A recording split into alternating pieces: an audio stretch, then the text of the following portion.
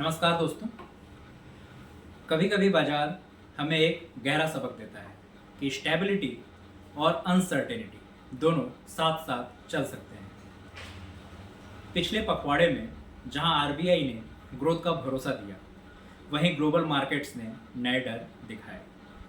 US trade war दोबारा headlines में है, चाइना की मैन्युफैक्चरिंग फिर दबाव में है और जापान ने आखिरकार इंटरेस्ट रेट बढ़ा दिए। यानी अब कहानी एक देश की नहीं, पूरी दुनिया की है।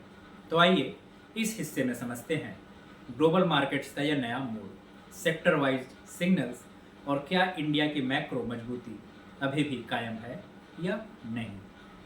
सबसे पहले स्टार्ट करते हैं banking and financials. Status unchange रहा, कॉन्फिडेंस इंटैक्ट रहा। निफ्टी बैंक इंडेक्स लगभग 57,495 के अपने जुलाई के पीक से 1.05% नीचे आया है। यानी करेक्शन बहुत ही मामूली है और ये हेल्दी है। मेजर बैंक्स की बात करें तो स्टडी रहे, जैसे SBI 741, axis 1197, ICICI 1174, HDFC 1456, Kotak 2474, PNB 117।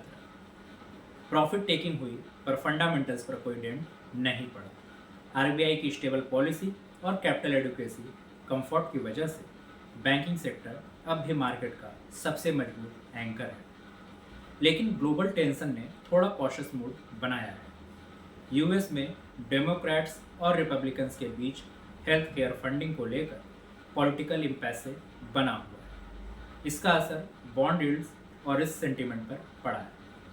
Fade officers divided हैं, कोई इन्फ्लेशन से डर रहा है तो कोई रेट कट से। यानी कन्फ्यूजन जो है वो ग्लोबल है, लेकिन इंडिया फिलहाल सेफ जोन में है। फार्मा सेक्टर की बात करें तो एक रिवर्स कोर्स पकड़ा हुआ है। निफ्टी फार्मा इंडेक्स 4.5% गिरा 3 अक्टूबर तक 23,783 से नीचे आकर 22,740 पर बंद हुई। बड़ी गिरावट देखने को मिली सन फार्मा, डॉक्टर रेड्डीज, सिप्ला, ल्यूपिन, डीवीज लैब जैसे हेवी वेट्स में।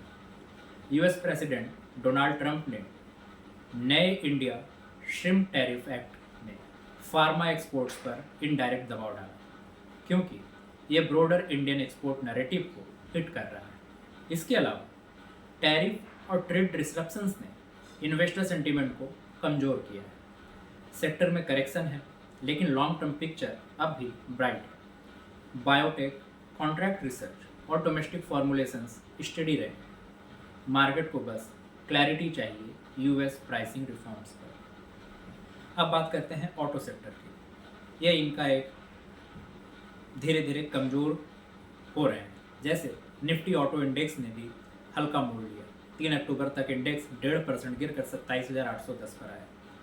कारण यूएस टैरिफ टेंशंस और rising cost of raw materials. Stocks जैसे महिंद्रा, मारुति, टाटा मोटर्स और हीरो मोटोकॉर्प में प्रॉफिट बुकिंग दिखी, लेकिन लॉन्ग टर्म स्टोरी इंटैक्ट है।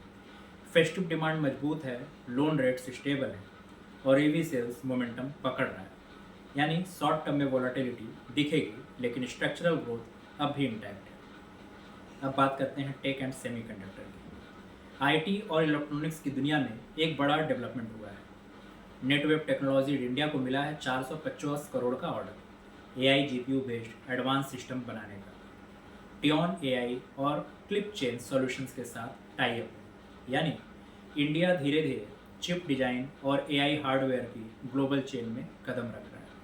यह सिर्फ एक कॉन्ट्रैक्ट नहीं है, एक सिंबॉलिक माइलस्टोन है, जहां मेक इन इंडिया का नया रूप कंप्यूट इन इंडिया बन रहा है। अब बात करते हैं मेटल सेक्टर की, अ फ्रेश माइलस्टोन, क्योंकि यहाँ भी इंटरेस्टिंग टर्न अराउंड दिखा। निफ्टी मेटल इंडेक्स ने 3 अक्टूबर को 10,277 का नया लेवल छुआ। पखवाड़े में 2.5% गेन। सभी मेजर मेटल कंपनीज में रिकवरी दिखी। अडानी इंटरप्राइजेज 2,689 6.5% ऊपर, JSW steel 970 1.9%, Tata steel 166 1.8%, Vedanta 474 3.9%, Hindalco 788 3.5%। ये संकेत है कि चाइना के स्टिमुलस और ग्लोबल डिमांड रिकवरी से कमोडिटीज़ में फिर जान आ रही है। रेयर अर्थ और कॉपर प्राइसेस स्टडी हुए हैं और कोल आउटपुट भी बढ़ा है। ये मेटल्स के लिए एक मीडियम टर्म बुलिश संकेत है। अगर एनर्जी सेक्टर की बात करें तो it is finding bottom. Nifty energy index अब भी अगस्त 1 के 49,954 से 2.1% नीचे है, लेकिन साइन है कि सेक्टर बॉटम बना रहा है। ऑयल एंड गैस कंपनियों पर ग्लोबल वोलाटिलिटी का असर रहा, पर इंडिया स्पेसिफिक रेजिलियंस भी दिखी। ONGC 243, NTPC 342, पावर ग्रिड 303 सभी स्टेबल रहे। रिन्यूएबल सेगमेंट में Suzlon, Tata Power, Adani Green steady gains दिखाए। क्रूड प्राइसेस $84 तक नीचे आने के बाद धीरे धीरे संभल रहा है। इसका फायदा रिफाइनरीज को मिलेगा, जबकि अपस्ट्रीम कंपनीज पर दबाव बना रहेगा।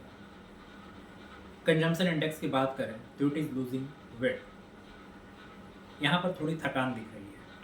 निफ्टी कंजम्पशन इंडेक्स 2.8% गिरा 3 अक्टूबर तक। अगर टॉप लूजर्स की बात करें तो Britannia, Hindustan Unilever, Godrej consumer, Asian paints और टाइटन सभी में प्रॉफिट टेकिंग देखने को मिली। रूरल डिमांड थोड़ा स्लो है क्योंकि मानसून अनइवन रहा, लेकिन Q3 से उम्मीद है कि फेस्टिवल स्पेंडिंग डिमांड को रिवाइव करेगी। अर्बन डिस्क्रिशनरी स्पेंडिंग यानी ज्वेलरी, एपरल, डाइनिंग अब भी स्टेबल है, इसलिए यह गिरावट करेक्टिव नहीं और स्ट्रक्चरल भी नहीं। जीडीपी और इन्फ्लेशन की बात करें तो मैक्रो पिक्चर फर्म है। भारत की जीडीपी ग्रोथ FY25 में रिवाइज होकर 7.2% पर आकी गई है, जबकि इन्फ्लेशन रेट Q2 में औसतन 4.9% रही। कोर इन्फ्लेशन स्टेडी है और फूड प्राइसेस नॉर्मलाइजिंग हो रहे हैं। करंट अकाउंट डेफिसिट भी 5.5 बिलियन रुपये यानी 1.3% ऑफ जीडीपी तक सीमित है, यानी एक्सटर्नल स्टेबिलिटी कायम है। गवर्नमेंट का फिस्कल स्टांस डिसिप्लिन है, कैपेक्स स्पेंडिंग मजबूत है और टैक्स कलेक्शन रोबस्ट है। कुल मिलाकर इंडिया अभी भी इमर्जिंग मार्केट्स का सबसे भरोसेमंद मैक्रो स्टोरी बना हुआ है। अगर ग्लोबल आउटलुक की बात करें तो यहाँ पिक्चर थोड़ी ग्रीन है। यूएस और चाइना के बीच फिर टैरिफ टेंशंस बढ़ रहा है।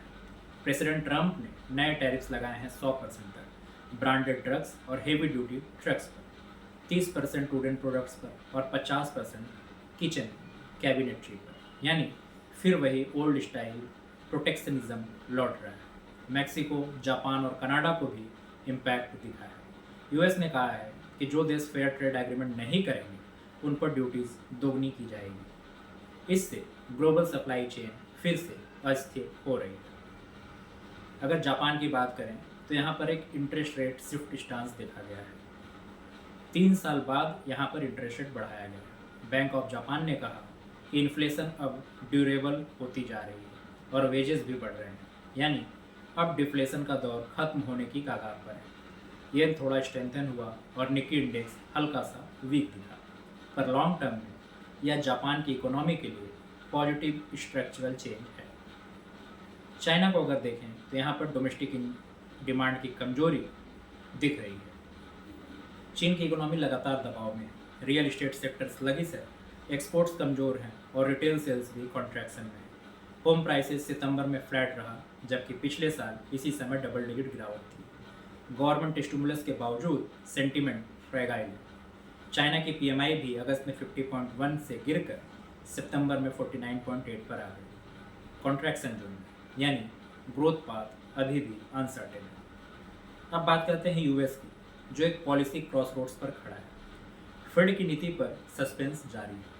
सितंबर में यूएस फेड ने रेट्स 25 बिप्स घटाई, पहली बार दिसंबर के बाद, लेकिन अब डिबेट है क्या यह पॉज है या prelude to another cut.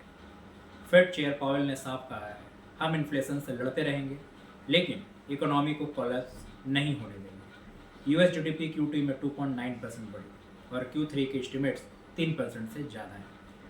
Labour market भी स्टडी है, अनएम्प्लॉयमेंट 3.8% पर। पर्सनल कंजम्पशन एक्सपेंडिचर यानी PCE इंडेक्स 2.5% पर है, यानी मैनेजेबल जोन में, यानी यूएस इकोनॉमी सॉफ्ट लैंडिंग की ओर जा रही है।